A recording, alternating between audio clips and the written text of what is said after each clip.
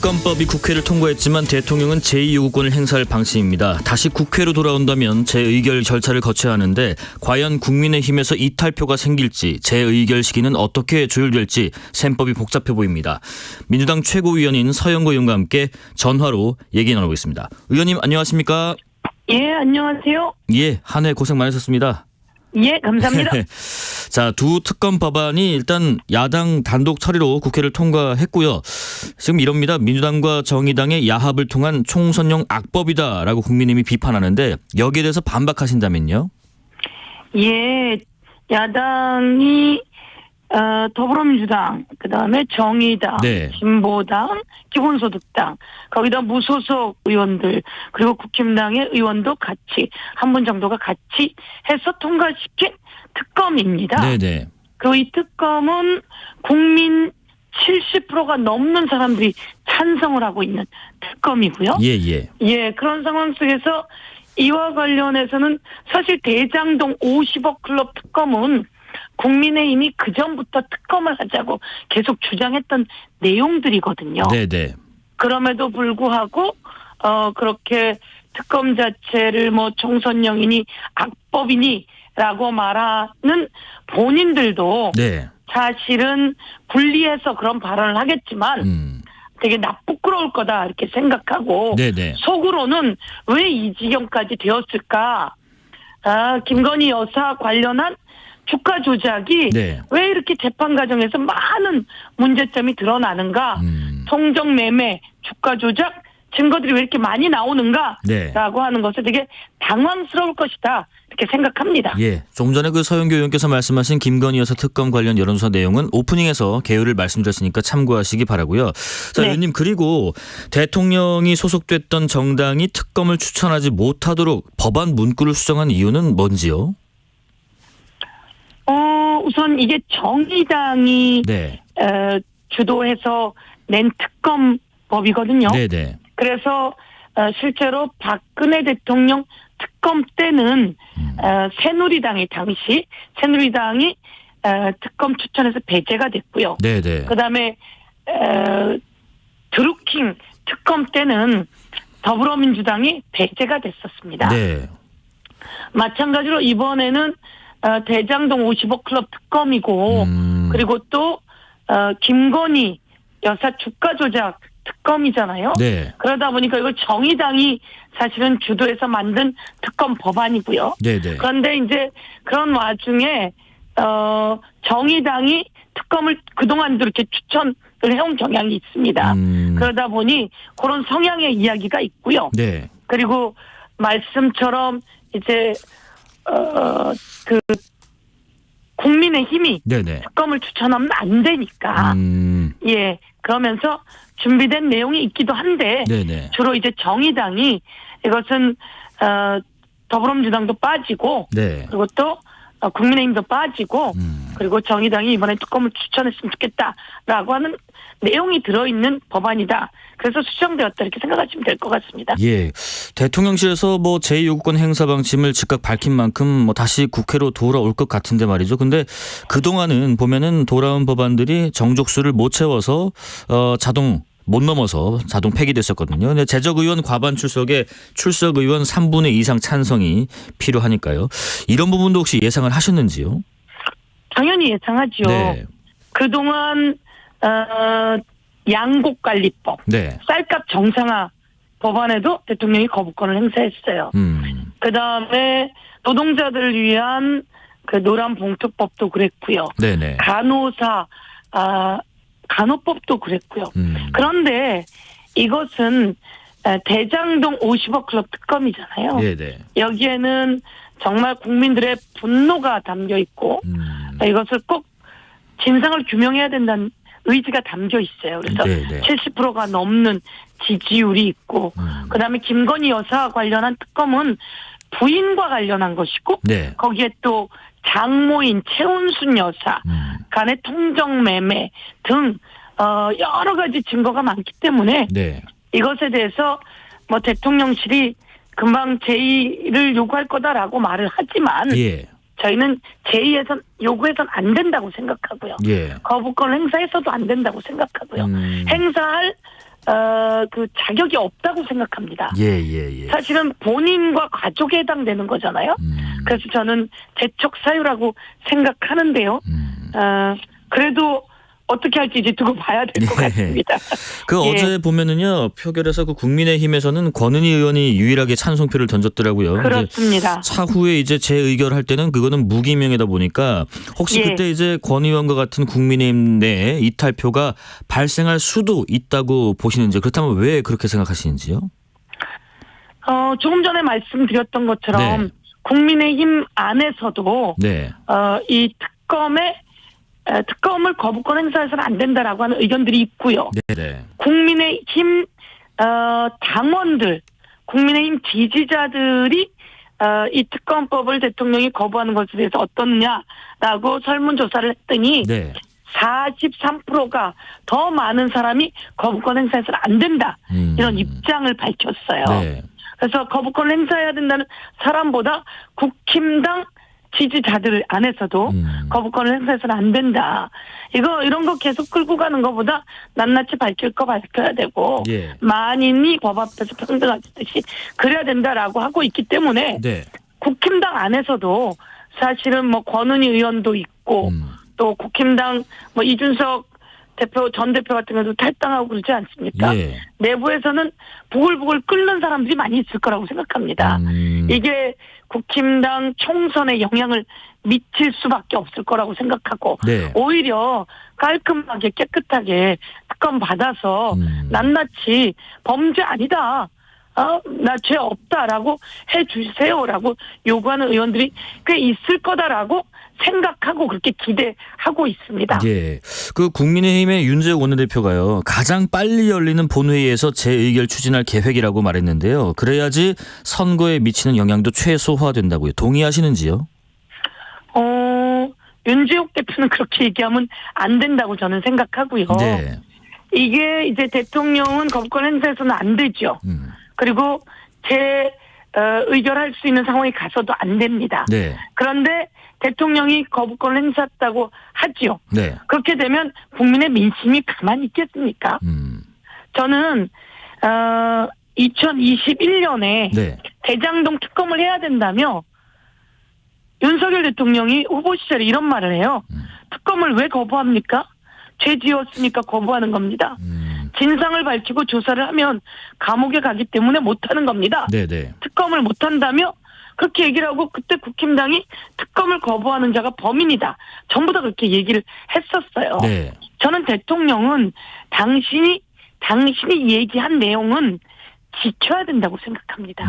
그런데 너무나 많은 걸 당신이 얘기한 내용이 바뀌고 있어요. 네. 그래서 강서구청장 선거에서 국힘당이 대패하지 않았습니까? 예. 대통령 때문에 대패했다고 다들 그렇게 생각해요. 그런데 이번엔 대통령이 그렇게 말씀하신 것처럼 윤석열 대통령이 특검을 왜 거부합니까? 죄 지었으니까 거부하는 겁니다. 진상을 밝혀야 됩니다. 예. 라고 얘기했던 것처럼 그렇게 거부해서는 안 된다고 생각하고요. 네. 한동훈 국힘당 새로 된 비대위원장도 이런 수사에 대해서는 범죄 수사지. 예. 이런 거를 뭐 총선용 국민과 똑같은 방식으로 시스템 안에서 방어권이 있으니까 네. 범죄 수사에 응해야 된다. 이런 얘기를 뭐 대정부 질문의 답변으로나 법사위에서나 이런 답변들을 했어요. 네. 그래서 제가 보기에는 이게 이제 국힘당은 그렇게 윤재욱 원내대표가 생각하고 싶진 않을 텐데 그렇게 말한 것처럼 한다면 거센 민심에 저항이 있을 수밖에 없고요. 네. 그런 것을 국민들께서 우선 뭐 다음 총선에서 표로 심판을 확실히 하실 거고요. 국힘당의 정치적 명분 이런 것들이 아주 궁색해질 거다 이렇게 생각합니다. 네네. 재의결 어떤 시점 여쭤봤는데 그러니까 근원적으로 거기까지 가면 안 된다는 말씀하신 것 같고 방금 예, 그렇습니다. 국민의힘 지지층 중에서 김건희 여사 특검에 대한 찬성 여론이 40%대라고 말씀하셨는데 오프닝에서 소개한 저희가 국민일보 의뢰 한국갤럽조사 연구소 조사 결과 국민의힘 지지층 중에서 대통령이 김건희 여사 특검법에 대해서 거부권을 행사하지 말아야 한다는 여론은 47%인 것으로 나타났던 점 말씀드리고요. 개요는 오프닝에서 설명과 동일합니다. 자, 그리고 의원님 이런 얘기도 나옵니다. 그러면 좀 타협안으로 예를 들면 안철수 의원께서 뭐 대통령실 특별감찰관 임명은 어떻겠냐는 의견도 있고 또 뭐 제2부속실을 설치하자는 의견도 나오는데 이런 타협안들에 대해서는 어떤 생각이신지요?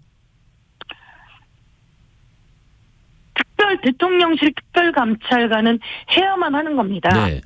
대통령실 특별감찰관 해놔야 대통령도 정치를 잘할 수 있고요. 네네. 그 가족들과 친인척도 그리고 대통령실 주변도 여러 가지 범죄 위험으로부터 보호가 되는 거거든요. 네네. 그래서 이 대통령 특별감찰관 제도는 하계 법으로 규정되어 있는 겁니다. 그래서 이걸 타협안으로 한다는 것도 궁색하긴 한데 안철수 의원이 그런 생각이라도 했으니 참 그래도 다행이다 이렇게 생각하지만 예. 이건 타협안이 될 수는 없는 것 같고요. 네. 그리고 제2부속실 뭐 여지껏 역대 대통령 부인에게 제2부속실이 항상 있어 와서 대통령 부인도 공인으로서의 활동을 하고 또 자제될 거 지켜질 것은 지켜지게 했는데 제2부속실도 없어서 자유분방하고 뭐 해외에 나가서도 그 열몇 명의 경호원을 데리고 그 명품샵을 가고 막 그랬다 그러잖아요. 이런 거 해서는 절대 안 되는 일이거든요. 그런데 이런 것은 제2부속실을 두는 것 그리고 특별감찰관제 이런 것은 타협안이 되어서는 안 되고요. 당연히 해야 할 일입니다. 저는 국힘당 의원들 그리고 안철수 의원이 용기 있게 이거 해야 된다라고 요구해야 된다고 생각하고요. 그러나 요 특검법은 뭐 법안이 통과됐는데 타협안이 될 수는 없지 않습니까? 여지껏 그런 특검법이 통과되고 타협안이 뭐 된 적은 없는 것 같고요. 그다음에 특검법이 거부권 행사된 적은 없다고 알고 있습니다. 정말 초유의 상황을 자꾸 만들려고 국힘당하고 윤석열 대통령이 하시는데요. 이것은 뭐 갑자기 야당이 밀어붙인 이런 사례가 아니고요. 22년 9월부터 문제 제기가 되어 오다가 그게 잘 안 돼서 올 3월 4월에 이게 법안이 상정된 거잖아요. 그래서 국회 법률에 따라서 추진돼서 자연스럽게 상정된 아주 오랜 시간이 걸린 내용입니다. 알겠습니다. 예. 한동훈 비대위원장하고요 이재명 대표가 조금 전에 만났어요. 만나고 나와서 이제 여러 얘기들 나왔는데 우선은 뭐 덕담을 했다고 해요. 한동훈 위원장은 많이 듣겠다라고 했고 이재명 대표는 민생을 챙기는 일 등등 관련해서는 적극 협력하겠다라고 했고 특검의 til자도 안 나왔다고 합니다. 두 분이 만남이 오늘 일단 뭐 우호적인 분위기 속에서 됐는데 계속 그렇게 우호적일 수만은 없겠죠. 어떻게 예상하시나요? 우호적이면 좋겠습니다. 나라를 위해서 국민을 위해서 오늘도 태영건설이 워크아웃 한다 그러니까 아주 초긴장이고요. 그렇습니다. 세간에는 수없이 많은 건설사들이 도산 직전이다라고 얘기가 되고 있고요. 역대 최대의 자영업자들과 작은 기업들이 파산을 하고 있는 상황은 벌써 여러 번 보도가 나온 상황입니다. 이런 상황에서 나라를 살리고 경제를 살리고 국민을 살려야 합니다. 그리고 제 조카가 결혼을 하는데 전세를 얻었냐라고 물어보았더니 전세 사기 때문에 무서워서 월세로 한답니다.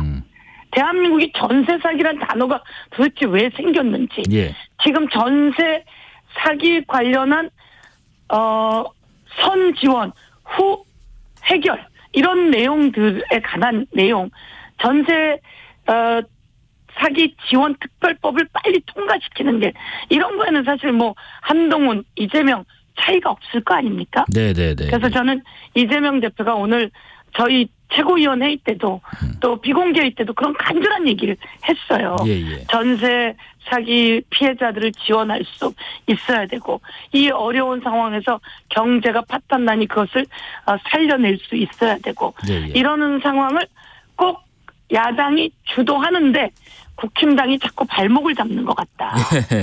옛날에는 여당 발목을 야당이 잡는다. 이게 보통 보도의 정가였는데 정가의 보도였는데 지금은 거꾸로인 것 같으니 그것을 이야기했고 한동훈 비대위원장도 잘 듣겠다고 했으니 이런 정치적이지 않은 것들은 빨리빨리 해결하는데 한동훈 비대위원장이 힘을 실어가면 좋겠다 이렇게 생각합니다. 근데 오늘 최고회의에서는 이재명 대표께서 한동훈 위원장을 겨냥해서 협치 마인드가 아예 없는 것 같다 하셨는데 좀 민생을 챙기려면 방금 말씀하신 좀 우호적으로 계속 가면 좋을 텐데 그러면 우리 민주당 쪽에서 먼저 좀 우호적인 제스처를 구체적으로 좀 내미실 건가요? 당연히 오늘 이재명 대표가 만나서 이야기했듯이 그런 우호적인 모습들을 보이는 거고 그런데 이 우호적인 모습이면서도 야당은 견제하는 게 역할 아닙니까? 야당이 여당일 수는 없거든요. 그런데 지금 제일 힘들다고 아우성치고 고통에 빠져 있는 사람들이 국민인데 그 목소리 전세 피해자, 노동자, 자영업자, 청년들 목소리를 많이 들었고 그거를 요구하는 것은 너무 당연한 것이고 이것을 우호적으로 요구할게요 저희들이. 그런데 여기에는 절실함이 그리고 절절함이 묻어날 수밖에 없습니다. 그리고 그것을 여당과 정부가 바로 반응하지 않는다면 저희가 좀 더 강력히 요구할 수밖에 없는 거죠. 그 한동훈 비대위 체제를 좀 보시면서 이제 인선도 쭉 보셨을 테고 임명된 것도 보셨을 텐데 지금 그런 얘기도 나옵니다. 일부 민주당의 586 운동권과는 차별화가 된 전략을 펼치고 있다라는 평가도 일부 있는데 국민의힘 비대위 구성에 대한 평가를 한번 하신다면요? 국민의힘 비대위가 정치인이 많이 없이 젊은 분들로 구성을 해서 좋은 뜻을 갖고 가는 것 같으니 그렇게 또 신선한 모습으로 가려고 한 취지대로 잘 가면 좋겠습니다. 그런데 정치는 정치인이 또 하는 겁니다. 정치는 정치인들이 또 훈련되고 또 국민의 목소리에 귀를 기울이면서 선출된 정치인들이 그 역할을 하고 일들을 잘 해내고 있는 것이죠. 그런데 지금 이제 한동훈 비대위원장이 일일이 다 그 비대위원들에게 전화를 했다는 거 아닙니까? 일일이 다 전화를 했고 그래서 요청해서 했다는데 벌써 나오는 이야기가 안 좋은 소리가 많이 나오니까 참 저희들은 불편합니다. 어떤 분 같은 경우에는 요즘 최대의 비극이 노인네들이 너무 오래 사는 것이다. 빨리빨리 돌아가셔야 한다. 이런 건 정말 해서는 안 되는 말 아닙니까? 근데 이런 말을 했다는 것은 웃으면서 하더라고요. 저희가 영상 봤거든요. 막 웃으면서 하는데 이런 거를 검증을 못했는지 그게 참 안타깝습니다. 이런 거 검증했어야 되는 거 아니겠어요? 이런 것은 검증했어야 되고 또 박은식이라고 하는 분은 결혼과 출산의 주된 결정권자는 남자다. 정말 이건 언제적 사람의 이야기인지 모르겠는데 이런 식의 사람들을 거르지 못했다고 하는 건 대한민국 정부의 인사검증단이 법무부 장관으로 있을 때 책임자가 한동훈 장관이었잖아요. 근데 신원식 국방부 장관 또 요번에 국방부 그 교재록 문제가 많듯이 그 사람 걸릴 때도 인사검증 제대로 안 하고 인사검증을 제대로 못했다고 비판을 무진장 받았어요. 근데 이제 그럴 때 아이고 저는 이런 자료만 제공합니다 이렇게 또 기름장어처럼 빠져나갔단 말이에요. 근데 이번도 마찬가지로 일일이 다 전화해서 했다는데 이런 여러 가지 어떻든 민경우 비대위원은 또 내가 감옥 간다 저 XX 죽이고 이런 것까지 했다고 한다면 참 문제가 많다고 생각해서 저는 뭐 젊고 좀 신선한 이런 그림을 준비하는 것은 또 좋다고 생각하면서도 네. 예, 일일이 전화했다고 하는데 이런 인사검증에 문제가 있었다는 것에 참 문제가 있고 이분들은 여당의 대한민국 여당의 비대위원으로서는 자격은 아닌 것 같아서 네. 빨리 교체하는 게 맞겠다 이렇게 생각합니다. 알겠습니다. 국민의힘 네. 민경우 비상대책위원회 어떤 과거 발언 말씀을 언급을 해주셨고 또 요거 사과가 또 있었죠. 예, 예. 비대위원도 있고 그렇습니다. 예, 알겠습니다. 예. 민주당 관련해서요. 네. 어제 정세균 전 총리가 이재명 대표 만나서 비장한 각오로 벼락 끝에 움켜진 손을 놓는다는 뜻의 현애 살수 언급을 했고 또 네. 특단의 대책이 필요하다고 했는데 이게 혹시 거취에 대한 결단을 촉구하는 건지 궁금한데요. 정성호 의원도 한동훈 바람이 불면 상하는 카드를 이 대표도 내놔야 한다고 했거든요. 서 의원님 등 민주당 지도부는 어떻게 받아들이고 계세요? 어제 그 두 분의 만남. 예, 두 분이 만나는데 네. 뭐 표정이 좋더라고요. 네. 표정이 좋고 그 이재명 대표의 표정이 아주 좋더라고요. 예. 이재명 대표가 정세균 전 총리님을 많이 존경한다고 저희들에게도 항상 이야기하거든요. 예. 그래서 정세균 전 총리님께 좋은 지혜를 구하는 자리였다. 저는 이렇게 말씀드리고요. 네네. 또 정세균 전 총리님도 제가 어제 직접 또 배웠어요.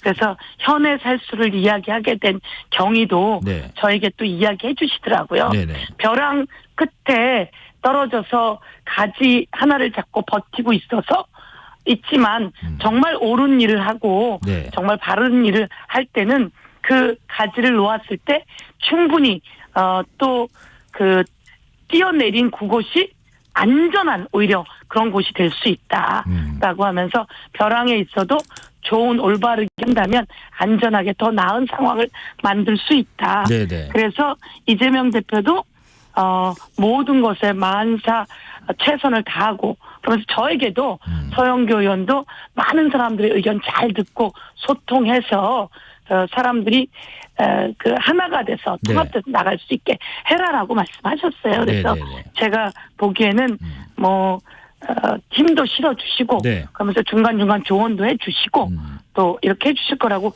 생각하고요. 예. 그다음에 정성호 의원의 말씀 관련해서는 네. 한동훈 바람이 불 만큼 특검에 대해서 또 윤석열 대통령이 반대하고 있지만 네. 김건희 여사 주가 조작이라든지 뭐 이런 것들에 대해서는 그 공범들이 다 감옥에 있잖아요. 그런 것처럼 이런 거 받아들이겠다. 이러면 좀 바람이 신선하게 불 수 있지 않을까 생각하는데 예. 그렇지 않고 첫 마디가 이 김건희 특검은 뭐 예를 들면 악법이라는 네. 등 이렇게 얘기를 한 것은 정말 말도 안 되는 일이잖아요. 그래서 예. 바람이 불지 않을 가능성이 높아졌다 이렇게 말씀드릴 수 있을 것 같습니다. 알겠습니다. 그리고 네. 이 질문 먼저 드려볼게요. 지금 이낙연 전 대표와 이재명 대표 간의 어떤 그런 만남들 또 어떤 통합의 화합의 모양새들 이런 것들을 기대하거나 반대로 또 우려하는 분들도 계신데 지금 그 이낙연 전 대표 최측근 남평호 전 국무총리 민정실장이 대장동 사건 최초 제보자인 걸 밝히면서 이제는 사실상 통합의 선이 그어진 거 아닌가 돌아올 수 없는 강을 건넌 게 아닌가 싶긴 한데 또 조금 전에 이낙연 전 대표는 적절한 상황이 조성된다면 만날 수 있지만 그게 아니라면 뭐 어려울 수도 있다 이런 애매한 말씀을 또 하셨고 연말 시한이 또 얼마 남지 않았고요. 어떻게 생각하십니까? 지금 통합의 길로 이재명 대표가 이낙연 전 대표를 이끌어낼 수 있다고 생각하시는지요?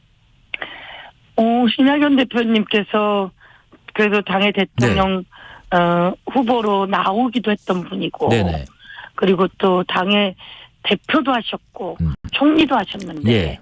신당을 하시면 안 됩니다.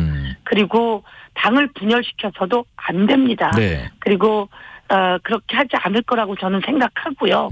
그러면서도 어떤 이재명 대표에게 일정 부분 요구하는 부분이 있는데 그게 이제 이재명 대표 거취와 관련한 것이라면 예. 그것은 안 된다라고 생각을 하면서 그래도 이재명 대표도 그렇고 모두 다 분열해서는 안 된다. 네. 지금 윤석열 정권이 경제는 다 망가뜨리고 검찰 하나회처럼 검찰 칼을 휘둘러 갖고 많은 사람들을 네네. 고통에 빠뜨리는데 이런 상황 속에서 분열해서는 안 된다. 그럼 이재명 그럼 대표 이재명 체제로 대표가- 선거를 가야 된다고 총선을 가야 된다고 이재명 생각하시나요? 대표가 네네. 이낙연 대표에게 네. 좀 더 대화도 하고 통합할 수 있게 네. 이렇게 물밑 아래서라도 네네. 또 소통하고 노력하자라고 네. 하는 의견을 저희가 잘 모았습니다. 네네네. 네. 서로 뭐 연락을 하셨는데 잘 안 맞아서 연락이 잘 안 됐다고 하시는데 또 중간에 또 연락하고 예. 또 만나고 그래야죠. 물밑 지금 예. 작업을 또 하고 계실 거라고 네. 생각을 합니다. 네. 자, 서영교 민주당 최고위원과 말씀 나눠봤습니다. 새해 복 많이 받으시고요. 고맙습니다. 예, 감사합니다. 새해 복 네. 끊겼네요. 실시간 교통정보 알아보겠습니다. 교통정보센터 유하영 캐스터 나와주세요. 네, 이 시각 교통정보입니다. 연휴를 앞둔 금요일 퇴근길 정체가